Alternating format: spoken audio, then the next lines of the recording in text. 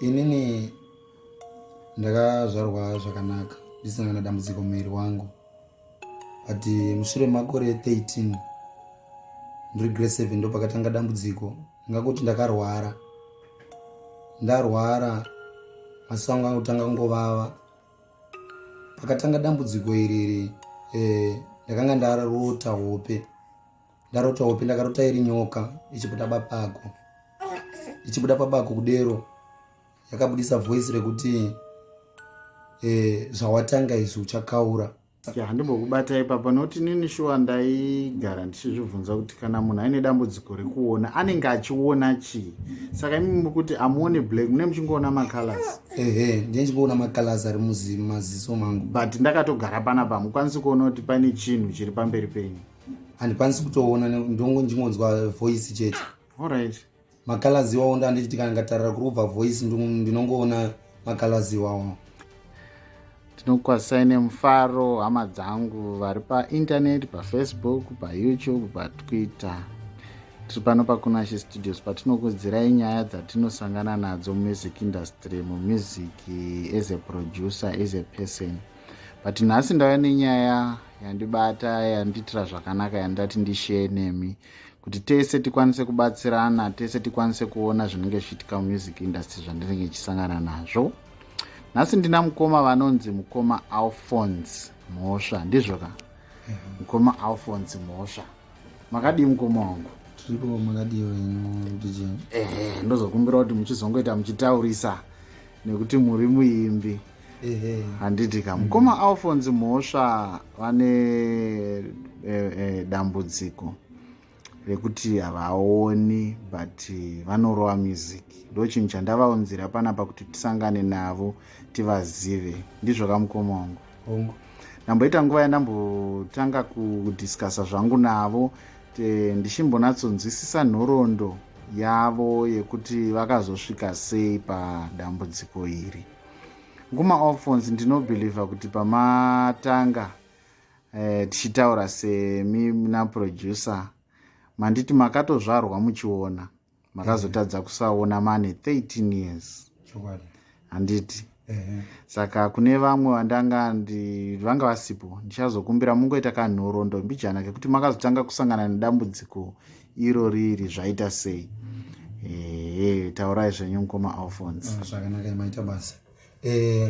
Inini ndakazvarwa zvakanaka ndisina kana dambudziko muviri wangu, but mushure makore 13 ndiri grade 7 ndo pakatanga dambudziko. Ndingakuti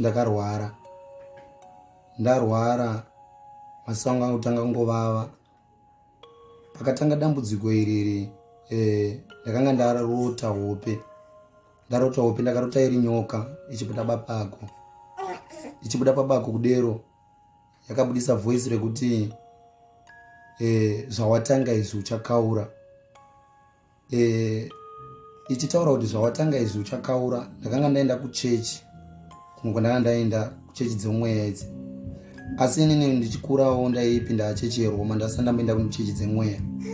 But pandakazobva kuchechi iyoyo manhero acho ndo pandakatanga kurota izvozvo kuti zvawatanga izvi uchakaura. Ndo pandakatotanga kurwara, ndichitorwara kudaro ndo pandakati grade 7 dambudziko rangu ndobva ratotangawo ipapo. Saka ratanga kudero inini handina kuzvinzwisisa kuti rimwe ziso rangu ratovhara.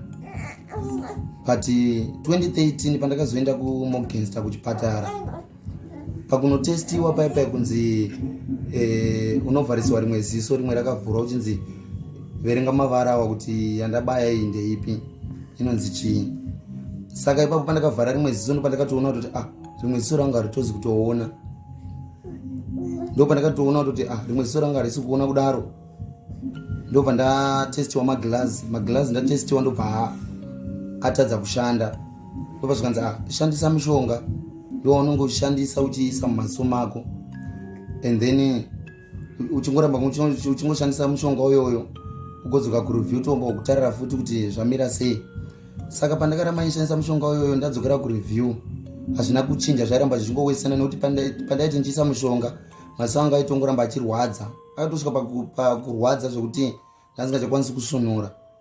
Saka ndangoramba ndichishingira semunhu aida kuti maziso ake anake, ndichiramba ndichiisa mushonga but zvairamba zvitowesena kusvika maziso anga avharike. Akazovharika ndava kumaform 4, handinazokwanisa kunyora form 4 nenyaya yekuti maziso anga anga asingakwanisi kuti akwanise kuona chero muline webhuku. Saka ndobva maziso anga atovharika, but mukuvharika kwawo manje inini handioni rima, asi ndinoona macolors anenge ari mumaziso akasiyana siyana. Ndingangoti macolors ose arimo mumaziso mangu ane achingochinja chinja. Ndikamboona red, ndikamboona yellow, makala ose ane achingochinja chinja imomo mumaziso mangu. Handimbokubata ipapo noti nini shuwa ndaigara ndichizvibvunza kuti kana munhu aine dambudziko rekuona anenge achiona chii. Saka imimi kuti amuone black mune muchingoona macolors. Ndiye ndichingoona macolors ari mumaziso mangu, but ndakatogara panapa mukwanisi kuona kuti pane chinhu chiri pamberi penyu. handikwanisi kutoona, ndingonzwa voice chete. Alright, macolors iwawo ndandichiti kana ngatarira kurubva voice ndinongoona macolors iwawo.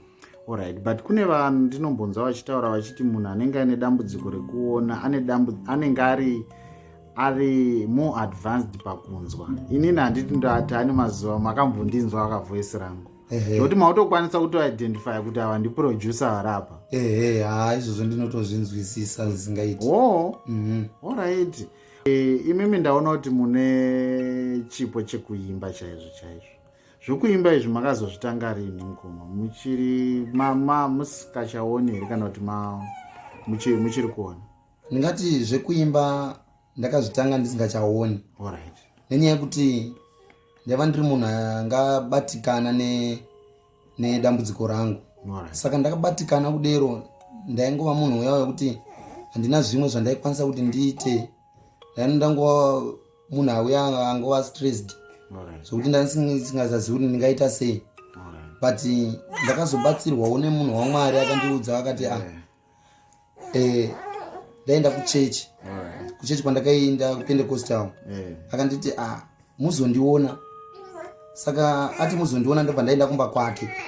Ndaenda kumba kwake zvikanzi imimi makazvitarira mungaitawo chii chamungati munogona. Saka semunhu anga sina kana chandambozivawo kuti ndingava nechii, ndikati ini handina chandingagona, handina chandinoti ndinogona. Shungu dzangu kwadzaitova kumabhuku ikoko but zvakaramba. Vakati manga muchiziva here kuti mune chipo chekuimba? Ndikati ina handizvizivi. Zvika makamboimba? Ndikati handisati ndamboimba. Zvikanzi Mwari vari kunditi mune chipo chekuimba. Ndingatomboimbawo ini ndisina kana chandotombozivawo kuti ndingadi. Regai ndikubatei. Ndofunga kune vari kuteerera muri kunza ndine mwana ari kuita achichema. Kuchema kwemwana tinotokufarira. Ndaona mukoma Alphonse mune mhuri yenyu. Mune a lovely family. Mama makadii? Makadii DJ. Ndinofara zvangu. Upenyu huri sei? Ndiri kuona kuti mune mukomana? Yeah, mukomana. Wow. Ndiri kuona kuti akasimba chaizvo. Ndichada kungokubvunzai mubvunzo muiri mutatu. Makasangana sei kuna mukoma Alphonse? Kutovati babani? Baba Bliss. Baba Bliss. Alright, ndimi mai Bliss. Yeah. Makasangana sei kuna na Baba Bliss? Takangosangana mukufamba, masangano anongoitawo vamwe vakomana nevasikana vasina maproblem. Ndo masangano atakangoitawo. Saka hamuna kana kumbozvitarisa kuti Baba Bliss havani dambudziko rekusaona? Handina, ndopaya panoti vawanze rudo ibofu. Alright. Yeah. Okay. Makasangana rini?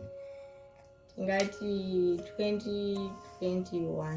Alright. Ko munozviona sei uye munozvigona sei kugara naBaba Bliss? Havasi munhu anonetsa? Havanetsi. Havanetsi? Uye makanatsozvitambira kuti Baba Bliss? Ndakanyatsozvitambira because munhu anokwanisa kuzvitira zvizhinji zvake zvese. Alright. Anokwanisa kuzvitira. Ko zvekuimba izvi munonatsokuvaona zviri zvinhu zvavanogona here? Kuimba vanogona. Kana kuti varongozama. Kwese kuzama-zama. Ndofunga mai vaisa chidhindo. Alright, kumune mamwe mashoko here amungada kukurudzira kune vanhu vanenge vachisangana nesituation yakaita kunge yababa Bliss? Ya ndingangoti vanhu vanofanira kungoshinga ende ngazvirege kunyanya kuvadya mwoyo. Alright. Hai ndiri kutonoda Mwari vanovada hazvisitombokuti yes. zvakadaro. Handiti? Alright. Mwari ndiwe munhu wese, hazvinei kuti unogona unoona kana kuti Hauoni. Mwari ndiwe munhu wese. Wow. Uye kune vanodana navo ngavangovapawo rudo nerespect yavanongofanira kupawo inongopiwa avo vanoona. Alright. Ngati ndo zvandingakwanisa kutaura. Baba Bliss vanokurespektai zvakafanira here maybe kana varongotaura kuti vari pakamera? Zvakanyanyisa. Alright. Nokuti ndinotofara zvisingaiti ndichitendawo Mwari nenyaya yekuti zvinhu zvaitonetsa kuti ndigare ndega semunhu wanga ambotaura kuti kumusha kwacho wakwa usingatodi kutogariki. Saka kuti ndigare kana kuti kune dzimwe nzvimbo ndiri ndega hazvinotinetsei. Saka ndinototenda Mwari nekuti ndakaonawo munhu anonzwisisawo uye anozivawo Mwari. Saka hazvisi dambudziko, hapana kana problem, zvakakwana 100%. Handiti?